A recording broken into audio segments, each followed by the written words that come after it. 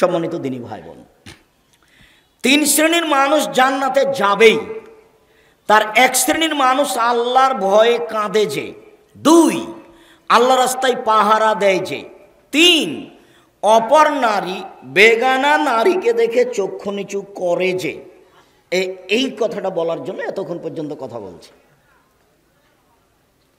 তিন শ্রেণীর মানুষ জান্নাতে যাবে, তো কথা উঠেছিল দুই চোখের জেনা হচ্ছে চোখ দিয়ে দেখা, দুই কানের জেনা হচ্ছে কান দিয়ে শোনা, হাতের জেনা হচ্ছে হাত দিয়ে ধরা, পায়ের জেনা হচ্ছে এই পথে চলা, মুখের জেনা হচ্ছে এই বিষয়ে কথা বলা, অন্তরের জেনা হচ্ছে এ ব্যাপারে পরিকল্পনা করা। হাদিস বুখারী মুসলিম।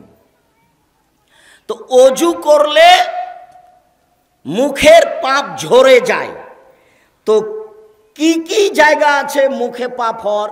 এক, মুখে কথা বলছে, অন্যায় কথা বলছে, মোবাইলে দিন রাত বেটি ছেলের সাথে মেয়ের প্রেমের গল্প করছে। অথচ আমি ছেলেটাকে বলেছি যে তুমি মেয়েটাকে ভুলে যাও, এমনভাবে ভুলে যাও যে মারিয়াম যেমন বলেছিল, কুনতু নাসিয়াম মানসিয়া, হায়রা আমি জাতিকে কি দিয়ে বুঝাই, আমি যে বাচ্চা নিয়ে যাব জনগণের কাছে, আমি মারিয়াম, আমার তো বিবাহ হয়নি, আমার তো স্বামী নেই। আমি তখনই জিবরাইলকে বলেছিলাম আমার সন্তান হয় কিভাবে, আমি জেনাও করিনি, আমার বিবাহ হয়নি, আমার সন্তান হয় কিভাবে? যাক, শেষ পর্যন্ত সন্তান হয়েই গেল। তা আমি এখন কি করি? সন্তান আমি কি দিয়ে বুঝাবো?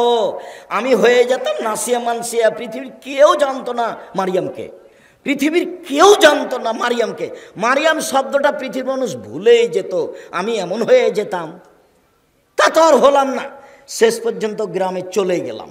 যখন গ্রামে গেলাম তখন আমার কোলে ছেলে দেখে গ্রামবাসী বলল, ছি ছি ছি, তোমার মা তো ভালো মানুষ, তুমি জেনা করেছো?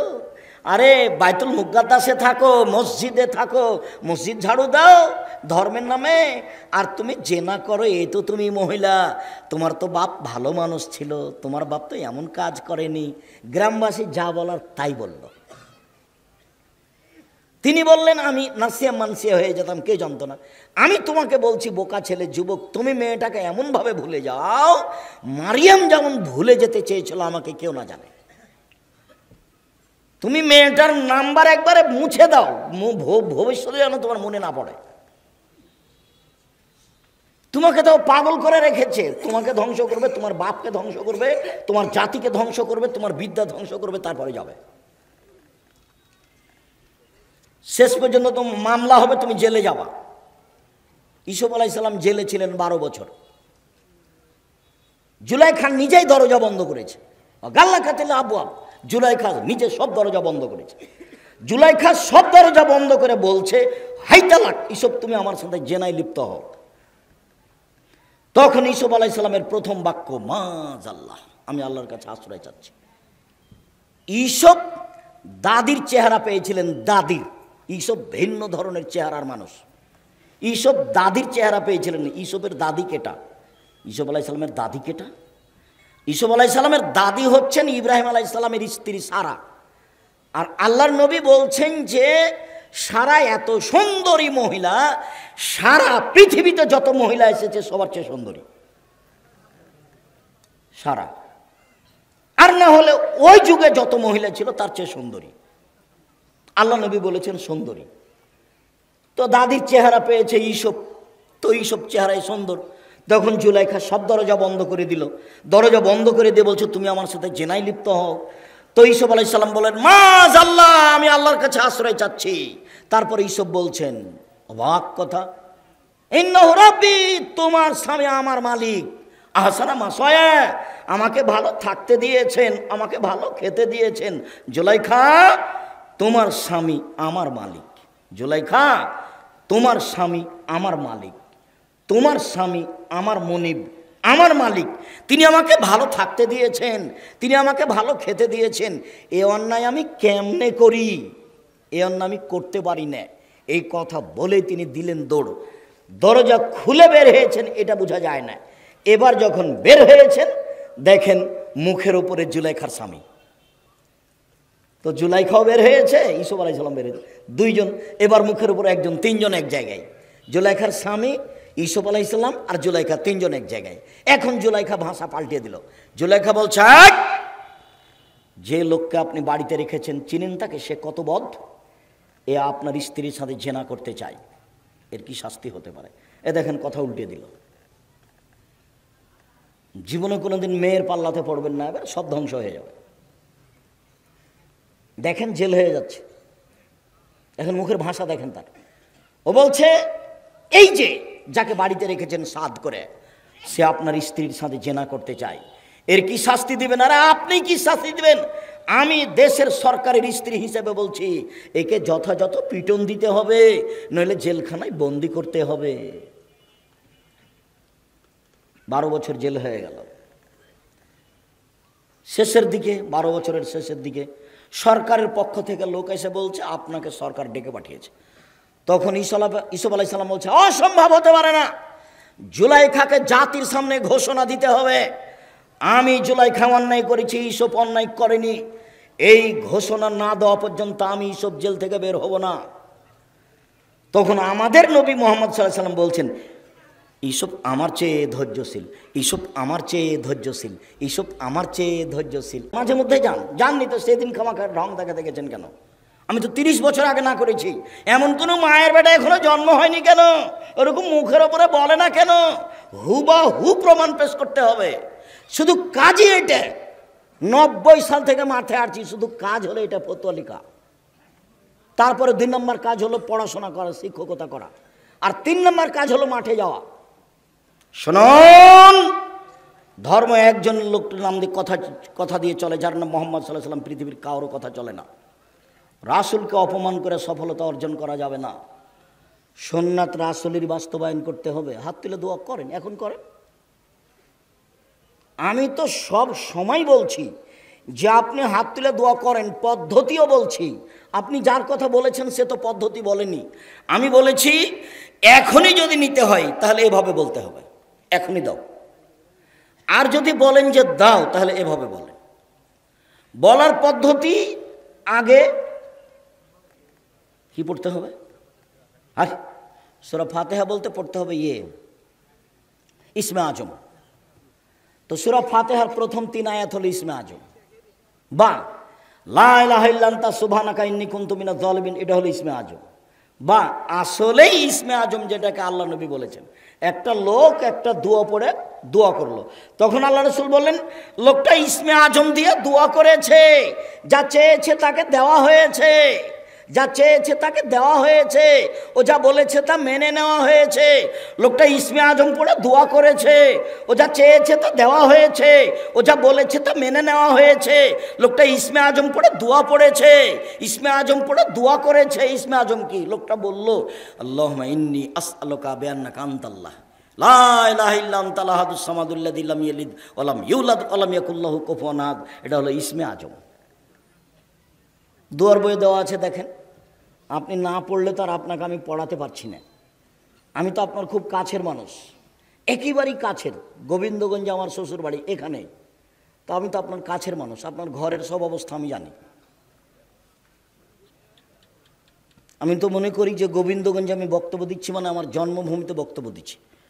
1 দিন 2 দিন না, 8 বছর আমি থেকেছি। আপনার সাথে আমার আন্তরিকতার অভাব নেই। আমি চেয়েছি, আমি আব্দুর রাজ্জাক বিন ইউসুফ এসেছি মানে কি, গোবিন্দগঞ্জের সারা এরিয়ায় কেউ বাড়িতে থাকবে না। আমি তার কাছে ভালো ধারণা আমার উপরে রাখা চাই। আমি যেটা বলছি সেটা মেনে নেওয়া চাই। আমি যেটা বলছি তাতে পরামর্শ চাই। আমি তো আপনার ঘরের মানুষ, আমি চাইব না তো চাইবে কে? সব দাবি আমার আপনার উপরে থাকবে। আপনি যেমন দাবি করে বলছেন যে আব্দুর রাজ্জাক সাহেব আপনাকে আসতেই হবে, আপনি আমার এই, আপনি আমার আত্মীয়, আপনার এই, তো ভালো কথা, আপনারটুকু ভালো, তো আমারটুকুও রাখতে হবে। আমি এসেছি, আপনি বাড়িতে বসে থাকবেন মানে? এই যে আমি বলছি, এই মাটির অতীত 50 বছর সাক্ষী থাকলো। দিন ধর্ম এভাবে কেউ বলেছে কি না? আরো 50 বছর সামনে থাকলো। সম্মানিত দিনী ভাই বোন, আবু তালহা রাদিয়াল্লাহু তাআলা আনহু বলেন, আল্লাহর নবী বলেছেন, লা তাদখুলুল মালায়েকাতু বাইতান ফিহি কালবুন ওয়া তাসাবির, যে ঘরে কুকুর থাকে, যে ঘরে ছবি মূর্তি থাকে, সে ঘরে ফেরেশতা প্রবেশ করেন না। আলোচনায় আসবে আল্লাহর নবী প্রবেশ করলেন না ছবি মূর্তি থাকার কারণে, এক। দুই, আল্লাহর নবীর ঘরে কুকুর থাকার কারণে জিবরাইল প্রবেশ করলেন না। তিন, ছবি মূর্তির কারণে আবু আইয়ুব আনসারী এক সাহাবীর বাড়িতে প্রবেশ করলেন না। ছবি মূর্তি থাকার কারণে উমর রাদিয়াল্লাহু তাআলা আনহু সিরিয়ার সরকারি খ্রিস্টান নেতার দাওয়াত কবুল করলেন না। অল্প সময়ের মধ্যে আপনাকে আমি সব দেখাবো, এতে আপনার সাথে আমার অনেক মাঝে মধ্যে জরুরি কথা থাকবে সম্মানিত দিনী ভাই বোন ইনশাল্লাহ। আপনি এক খেলে চেয়ে থাকবেন, যারা মহিলা আছেন তারা গল্প করবেন না, নইলে আপনি কথা বুঝতে পারবেন না। আর একটু কষ্ট করে ধৈর্যের পরিচয় দিয়ে বসে থাকবেন, কোনো প্রয়োজন দেখাবেন না দয়া করে সম্মানিত দিনী ভাই বোন। আব্দুল্লাহ ইবনে মাসউদ রাদিয়াল্লাহু তাআলা আনহু বলেন, আল্লাহর নবী বলেছেন, আসাদ্দু আযাবিন ইয়াউমাল কিয়ামাল মুসাব্বিরুন, যারা ছবি মূর্তি তৈরি করে বিচারের মাঠে তাদের সবচেয়ে বড় কঠিন কঠোর শাস্তি হবে। জেনারও শাস্তি আছে, চুরিরও শাস্তি আছে, সুদেরও শাস্তি আছে, তবে ওই শাস্তি বলার সময় সবচেয়ে কঠিন বলা হয়নি। যখন ছবি মূর্তির শাস্তির কথা বলা হয়েছে তখন সবচেয়ে কঠিন বলা হয়েছে। আব্দুল্লাহ ইবনে ওমর রাদিয়াল্লাহু তাআলা আনহু বলেন, রাসূল সাল্লাল্লাহু আলাইহি ওয়াসাল্লাম বলেছেন, ইন্নাল্লাযীনা ইউসাব্বিরুনা হাযিহিস সুওয়ারা, নিশ্চয় যারা এসব ছবি মূর্তি তৈরি করে, ইউআযাবুনা ইয়াউমাল কিয়ামা, বিচারের মাঠে তাদের শাস্তি দেওয়া হবে। ওয়ায়ুকালু লাহুম, তাদের বলা হবে, আহি মা খালাকতুম, যা সৃষ্টি করেছো তাতে আত্মা দাও, যা সৃষ্টি করেছো তা জীবিত করো। তো যত মানুষ জীবনে ছবি মূর্তি তৈরি করলো, এতে কেউ আত্মা দিতে পারবে? তো কঠিন কাজ তো। বলো তুমি আত্মা দিতে পারবে না তো তৈরি করলে কেন? আব্দুল্লাহ ইবনে আব্বাস রাদিয়াল্লাহু তাআলা আনহু বলেন, রাসূল সাল্লাল্লাহু আলাইহি ওয়াসাল্লাম বলেছেন, মান সাওয়ারা সূরাতান, কেউ যদি জীবনে একটা ছবি মূর্তি তৈরি করে, উযফা ওয়া কুল্লিফা, তাকে পিটানো হবে এবং বাধ্য করা হবে, আয়ান ফোখা ফিহা, তাতে আত্মা দিতে। পিটিয়ে বাধ্য করা হবে, পিটানো হবে, বাধ্য করা হবে, পিটানো হবে, বাধ্য করা হবে। অহুয়া লাইসাবে নাফেক, কিন্তু আত্মা দিতে পারবে না। এটা তার কাজ নয় তো। আত্মা দেওয়া কার কাজ? আল্লাহর কাজ। আমি রাস্তাঘাটে চললে, বিমানবন্দরে ঢুকলে এক শ্রেণীর মানুষ এভাবে হাত ধরে, হাত জোড় করে। আপনাকে একবার জোড়হাত করে বলছি, একটা সেলফি নিতে দেন, একটা ছবি ধরতে দেন। বলি জি না।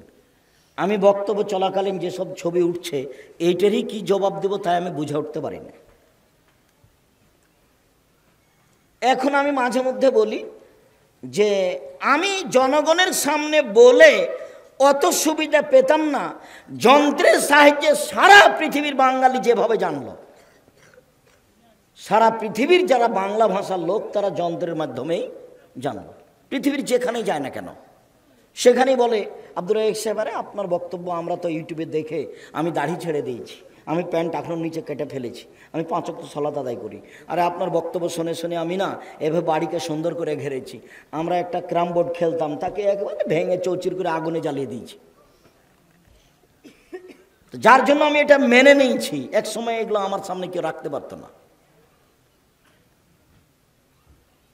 তাকে পিটিয়ে বাধ্য করা হবে, সেটা কি সহজ কথা হলো? কিন্তু সেটা করতে পারবে না। চলেন এবার খুব কাছাকাছি চলে আসে। আয়েশা রাদিয়াল্লাহু তাআলা আনহা বলেন, লাম ইয়াকুন ফিল বাইতে শাইআন ফিহা সূরা আও তাসালিব ফানাকাজাহু, আল্লাহর নবী বাড়িতে ঢুকে দেখতেন কোনো কিছু ছবি মূর্তি, প্রাণী মাটির তৈরি, গাছের তৈরি, যে কোনো প্রাণীর যদি ছবি মূর্তি দেখতেন তাকে হাতে হাতে ভেঙে চৌচির করে দিতেন।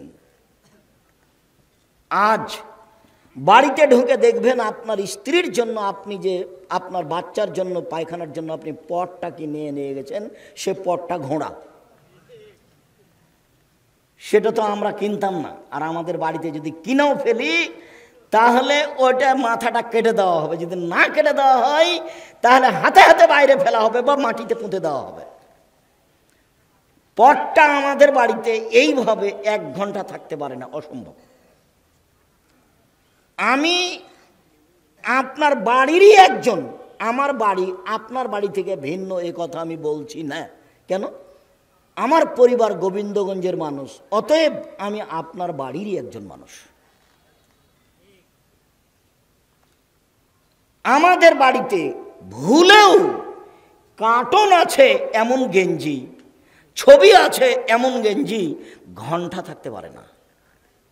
হয় ফেরত দেওয়া হবে, না হয় জ্বালিয়ে দেওয়া হবে, না হয় মাটিতে পুঁতে দেওয়া হবে।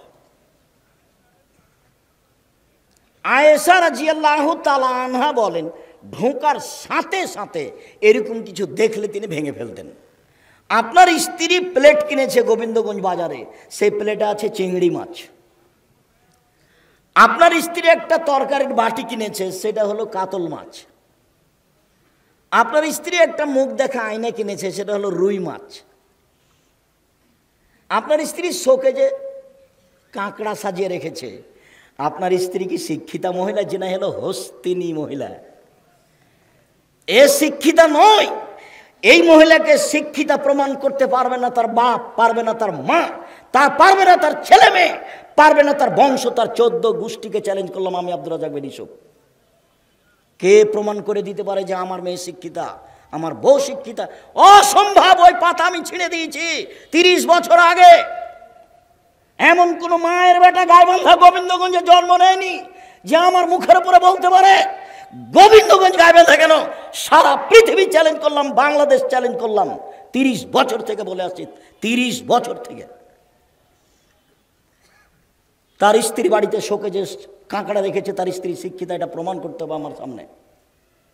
আমি ওকে একটা মাঠের রাখাল মহিলা প্রমাণ করতে না পারলে জাতির সামনে বক্তব্য দেব না। তোমার মাকে যদি আমি অশিক্ষিতা প্রমাণ করতে না পারি, আমি আজকের পরে জিন্দগি তার কোনোদিন বক্তব্য দেব না। তোমার সাথে আমি চ্যালেঞ্জ করলাম, তুমি চিনতে পারোনি মা কাকে বলে? তোমার মা এটা নয়, এটা তোমার খালা। তোমার মা নয় এটা, এটা তোমার চাচি, এটা তোমার সৎ মা। মা কাকে বলে একাধিক দিন বলেছি, বক্তব্য দিলেই একটা পর্যায়ে কথা ফিরে আসে। কেন? এ দিয়ে জাতির কল্যাণ চেয়েছি, সেই জন্যই ফিরে আসে। মা কাকে বলে? জাবের রাদিয়াল্লাহু তাআলা আনহু বলেন, আমি রাসূলের সাথে যুদ্ধ করে আসছিলাম, মদিনায় ঢুকবো। আল্লাহর নবী বললেন, জাবের থামো, এখানে রাতে থাকো, সকালে বাড়িতে প্রবেশ করব। আমি জাবের বললাম, আমি নতুন বিবাহ করেছি, বাড়িতে যেতে অনুমতি দেন। এই কথা শুনতে আল্লাহর নবী বলে বসলেন, কুমারী মেয়ে বিবাহ করেছ না তালাক প্রাপ্তা মেয়ে বিবাহ করেছ? আমি বললাম, আল্লাহর নবী, আমি তালাক প্রাপ্তা মেয়ে বিবাহ করেছি। আল্লাহর নবী বললেন, কুমারী মেয়ে কেন বিবাহ করনি? তুমি তার সাথে খেলতেও তোমার সাথে খেলতো, তুমি তার সাথে খেলতেও তোমার সাথে খেলতো, তুমি কুমারী মেয়ে কেন বিবাহ করনি? তখন জাবের বলছেন, আল্লাহর নবী, আমার বাপ উহুদের যুদ্ধে শহীদ হয়েছেন 9 জন মেয়ে রেখে, আমার 9 জন বোন আছে। আল্লাহর নবী, আমার পিতা উহুদের যুদ্ধে শহীদ হয়েছেন 9 জন মেয়ে রেখে, আমার 9 জন বোন আছে। আকরাহওয়ান উজাব্বেজা মিসলাহুন না, আমি তাদের সমবয়সের মেয়ে বিবাহ করতে অপছন্দ করেছি 4টা কারণে। 4টা কারণে আমি তাদের বয়সের মেয়ে বিবাহ করিনি। 4টা কারণে আমি তাদের বয়সের মেয়ে বিবাহ করিনি। 1, তুয়াল্লেমাহুন্না, আমার স্ত্রী যেন আমার বোনদেরকে বিদ্যা শিখাতে পারে, এই জন্য আমি বড় বয়স্কা তালাক প্রাপ্তা মেয়ে বিবাহ করেছি। 2, বলে তুয়াদ্দেবাহুন্না, আমার স্ত্রী যেন আমার বোনদেরকে শিষ্টাচার শিখাতে পারে, শিষ্টাচার, এই জন্য আমি বয়সের মেয়ে বিবাহ করেছি। 3, বলে তুরাজ্জালাহুন না, আমার স্ত্রী যেন আমার বোনদের মাথার চুলকে সাজগোজ করে চিরুনি করে পরিপাটি করে রাখতে পারে, এই জন্য বয়সপ্রাপ্তা মেয়ে বিবাহ করেছি। 4 অত্যাকুম আলাইহিন্না, আমার স্ত্রী যেন আমার বোনদেরকে পাহারা দিতে পারে, পাহারা, সেই জন্য আমি বয়সের মেয়ে বিবাহ করেছি। এই ছেলে চলো এবার তোমার মার কাছে তুমি ফিরে যাও। উপস্থিত দিনী বৈঠকের মুসলিম বোন 1 মিনিট থামেন, আমি আপনার জন্য এসেছি, যদি আপনার কিছু উপকার করতে পারি। আপনি নিজেকে হিংসার চোখে দেখবেন না, আপনি রাসূল সাল্লাল্লাহু আলাইহি ওয়াসাল্লামের চোখে নিজেকে দেখেন, মুসলমান হিসাবে দেখেন, আপনার জন্য মানা সহজ হবে। আপনি যদি মনে করেন মানলেই কি আর না মানলেই কি, সে তাতেও কোনো আসে যায় না, মানলেই কি আর না মানলেই কি, মানলেই কি আর না মানলেই কি। ফেরাউনও বলেছিল, যখন মূসা আলাইহিস সালামকে আল্লাহ বললেন মূসা ফেরাউনকে দাওয়াত দিতে যেতে হবে, মূসা বললেন আমার ভাষা সাবলীল নয়, আমি ভালো করে কথা বলতে পারি না, আর ফেরাউনের পক্ষ থেকে আমার উপর একটা অপরাধের অভিযোগ আছে, 1 থাপ্পড় দিয়ে আমি একটা লোক মেরেছি, আমি যাব না। তখন আল্লাহ বললেন তোমাকে যেতে হবে। বলে আমার ভাইকে সাথে দেন। ঠিক আছে দিলাম। তা আমি গেলে ওরা মারবে আমাকে, বলে আমি তোমার সাথে আছি, যাও।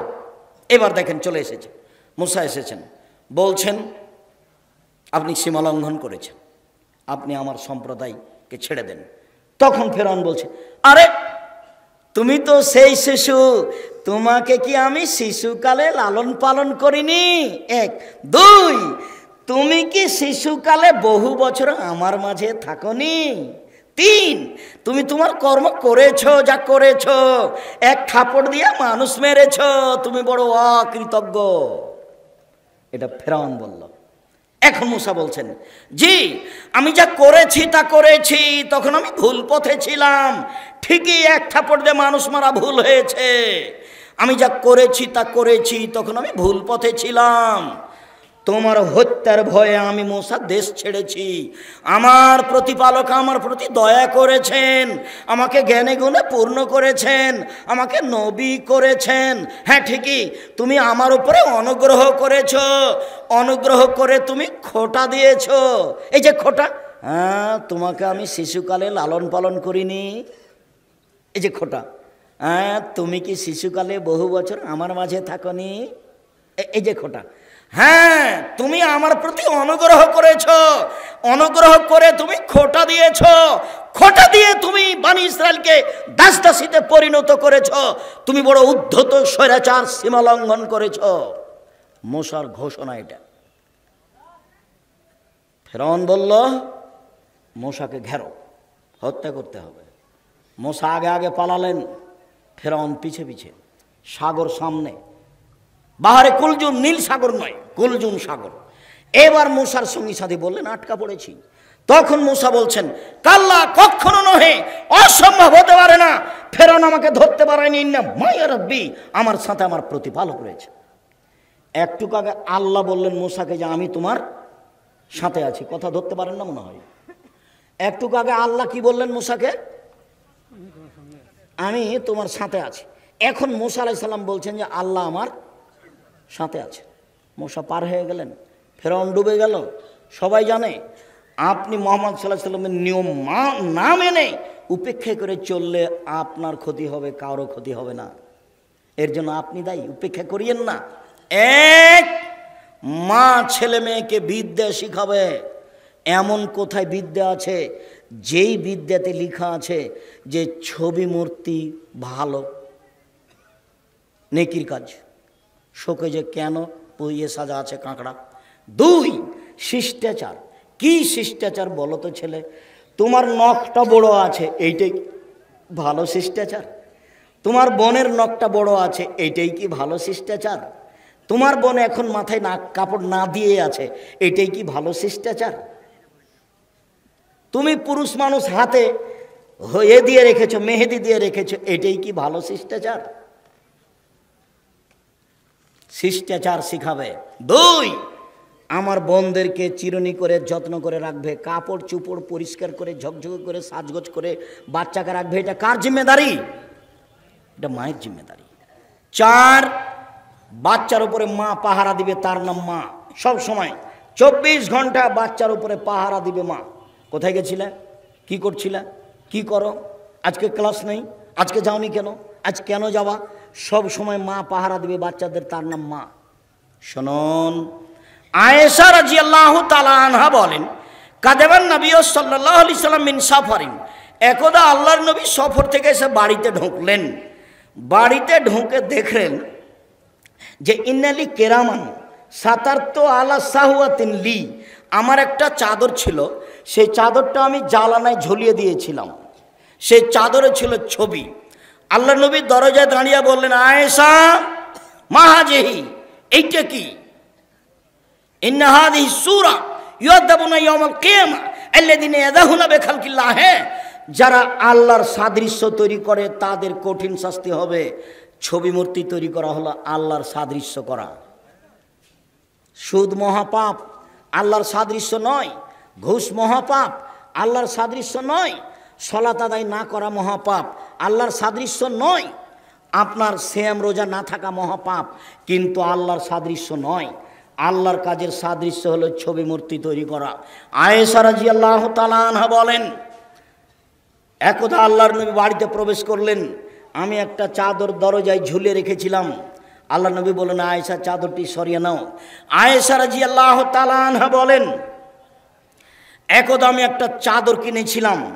আল্লাহ নবী দরজায় দাঁড়িয়ে গেলেন, ভিতরে ঢুকলেন না। এ দেখেন শুরু হলো এবার। আল্লাহর নবী নিজ বাড়িতে ঢুকছেন না ছবি মূর্তির কারণে, দরজায় দাঁড়িয়ে গেলেন। আয়েশা বলছেন, মুখের চেহারা দেখে আমি বুঝতে পেরেছি তিনি অসন্তুষ্ট।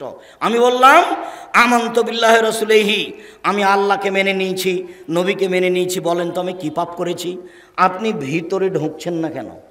1 মিনিট, এই ছেলে প্রস্তুতি নাও, 1 মিনিট। রংপুরের ঘটনা শোনাই, আমি নাম বলছি না। মৌলানা সাহেব বড়, মৌলানা সাহেব মারা গেছেন, বড় যোগ্য বক্তা ছিলেন। দিনাজপুরে এক দলের অফিসের ঘরে বসে আছেন, চতুর্দিকে দেওয়ালে ছবি মূর্তি আছে। আমি দরজায় দাঁড়িয়ে গেলাম, সালাম দিলাম, আসসালামু আলাইকুম। ভাইজান আপনি এখানে বসে আছেন? ইন্না লিল্লাহ, এত ছবি মূর্তির ঘরে? তখন বলছেন, আরে আপনি ছোট ভাই মুহাদ্দিস সাহেব, আপনি তো বলবেনই। এই কথা বলে একটা হাসি দিলেন। আমি বললাম, জি না, আমি এখানে বসতে পারি না। এই তোমরা ভিন্ন বসার জায়গা আছে, রিক্সা কোথায়? আমি এখন ফিরে যাব। তারা অন্য জায়গাতে নিয়ে গেল। ঘটনা একটা শেষ করলাম, আর একটা। মৌলানা খুব বড়, এখনও বেঁচে আছেন, বক্তা জাঁদরেল। আমি নাম আর বলছি না। গেলাম এতে নোয়াখালী দেখছি মৌলানা আগে ঘরে ঢুকে আছে। আমি ব্যাগটা নিয়ে ঘরের দরজায় দাঁড়াতেই একটু উপর দিকে তাকালাম, দেখলি ভেন্টালিটিতে সব ঘোড়ার তৈরি ভেন্টালিটি। আচ্ছা ভেন্টালিটি বুঝেন আপনারা? যে উপরের যেটা, হ্যাঁ, তো ওটা সব ঘোড়ার আকৃতি তৈরি করা আছে। তা আমি বললাম, জি না, আমি তো এখানে বসতে পারি না। তখন বলছে, কি করতে হবে? তাহলে আমাকে এখানে রাখলে সব ভেঙে ফেলতে হবে। সব ভেঙে শেষ করার পরে আমি ভিতরে বসলাম, অথচ মাওলানা বসে আছে। ঢাকার এক এমপি, আমি এখন নাম বলছি না, এমপি সাহেবের ওখানে গিয়ে আমি দাঁড়িয়ে আছি। আমার কাছে বসেন, বলে ভাইজান ছবি মূর্তি তো আছে, একটু না নামালে যে আমি বসতে পারছি না। তখন আমাকে বলছেন, আমি খাঁটি আহলে হাদিস। তা আমি বললাম যে পাশে মূর্তি ছবি রেখা আহলে হাদিস হওয়া যায়, এটা কেমন কথা? আচ্ছা ঠিক আছে ভাইজান, আপনার যদি সম্ভব না হয় তাহলে আমি যাই, আমি আপনার এখানে বসবো, এটা আমার প্রয়োজন নাই, আমি একটা প্রয়োজনে এসেছিলাম, যখন অনুকূলে হলো না যাই। আচ্ছা আচ্ছা ঠিক আছে, সরাচ্ছি, আপনি বসেন। আমি সরালেন, আমি বসলাম। কত ঘটনা আছে এরকম। আমি আলিয়া মাদ্রাসাতে গেছি প্রোগ্রাম করার পরে আমি বাইরে বসে থেকেছি, ঘরে ঢুকেছি। আমি জানি যে ওইও বিপদে পড়বে, আমিও বিপদে পড়বো, কী দরকার? সমস্যা এত তাড়াতাড়ি শেষ হয়ে যাবে তা আমি বুঝতে পারিনি। যখন আমি মূর্তির পাশ দিয়ে হাঁটতাম তখন আমি ভাবতাম, এসব মূর্তি কি কেউ ভাঙতে পারবে? সেদিন কি কোনো দিন আসবে যেগুলো মূর্তি ভেঙে দিবে? তখন আবার শেষে সান্ত্বনা দিতাম এই বলে, আচ্ছা ঠিক আছে, কেউ যদি মূর্তি ভাঙতে না পারে, যেদিন ঈসা আলাইহিস সালাম আসবেন সেদিন মূর্তি ভেঙে দিবেন, সেদিন পৃথিবীতে কোনো মূর্তি থাকবে না। ঈসা আলাইহিস সালাম যেদিন আসবেন সেদিন পৃথিবীতে কোনো উঁচু কবর থাকবে না। ঈসা আলাইহিস সালাম যেদিন আসবেন সেদিন কোনো শুকুর সোর থাকবে না। সব শুকুর সোর মেরে ফেলবেন, সব উঁচু কবর ভেঙে ফেলবেন, সব ছবি মূর্তি ভেঙে দিবেন। সেই দিনের অপেক্ষা করছিলাম, দেখি একদিনে মানুষ কীভাবে ভেঙে ফেলে দিল। আমি অবাক হয়ে গেলাম যে আল্লাহ এইভাবে কাজ করেন, একেবারেই অবাক। আল্লাহু আকবার। সম্মানিত দিনী ভাই বোন, বলছিলাম আয়েশা রাদিয়াল্লাহু তাআলা আনহা বলেন, আমি আল্লাহকে মানে রাসূলকে মানে আপনি দাঁড়ালেন কেন? আয়েশা শোনো, যারা ছবি মূর্তি তৈরি করে তাদের কঠিন শাস্তি হবে। আয়েশা শোনো, যারা ছবি মূর্তি তৈরি করে তাদেরকে পিটিয়ে আত্মা দিতে বাধ্য করা হবে। আয়েশা শোনো, যেই ঘরে ছবি মূর্তি কুকুর থাকে সেই ঘরে ফেরেশতা প্রবেশ করেন না, এই জন্য আমি ঢুকছি না। উম্মু সালমা রাদিয়াল্লাহু তাআলা আনহা বলেন, একদা আমি আল্লাহর নবীকে দেখলাম সকালে মুখখান বিবর্ণ হয়ে আছে। উম্মু সালমা বা মাইমুনা বলছেন, আমি বললাম আল্লাহর নবী, ইস্তানকারতু হাইয়াতাকা মুনজুল ইয়াউম, সকাল থেকে আপনার মুখখান কেমন কেমন দেখছি।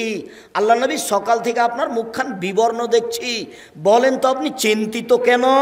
তখন আল্লাহ রাসূল বলছেন, মাইমুনা শোনো, ওয়াদানি জিবরাইল, জিবরাইল আমার সাথে ওয়াদা করেছিলেন গত রাত্রে সাক্ষাৎ করবেন।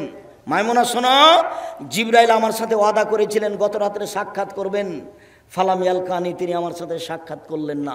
আমাওয়াল্লাহি মা আখলাফানি, আল্লাহর কসম মাইমুনা, জিন্দেগিতে জিবরাইল আমার সাথে ওয়াদা করে খেলাপ করেননি। আমি খুব চিন্তিত, কোনোদিন জিবরাইল আমার সাথে ওয়াদা করে খেলাপ করেননি, কেন যে তিনি আসলেন না তাই আমি চিন্তিত। তিনি আসার ওয়াদা করে আসলেন না কেন? চিন্তা করতে করতে দিন পার হয়ে গেল। চট করে মনে পড়লো, হরে বিছের নিচে একটা কুকুরের বাচ্চা ছিল। তিনি কুকুরের বাচ্চাটাকে খাটের নিচ থেকে সরিয়ে দিতে আদেশ করলেন। তারপর পানি নিজে হাতে নিয়ে যেখানে কুকুরের বাচ্চাটা শুয়েছিল সেখানে পানি ছিটিয়ে দিলেন। পানি ছিটিয়ে দিতে না দিতে জিবরাইল চলে এসেছেন। হাদিস বুখারী মুসলিম।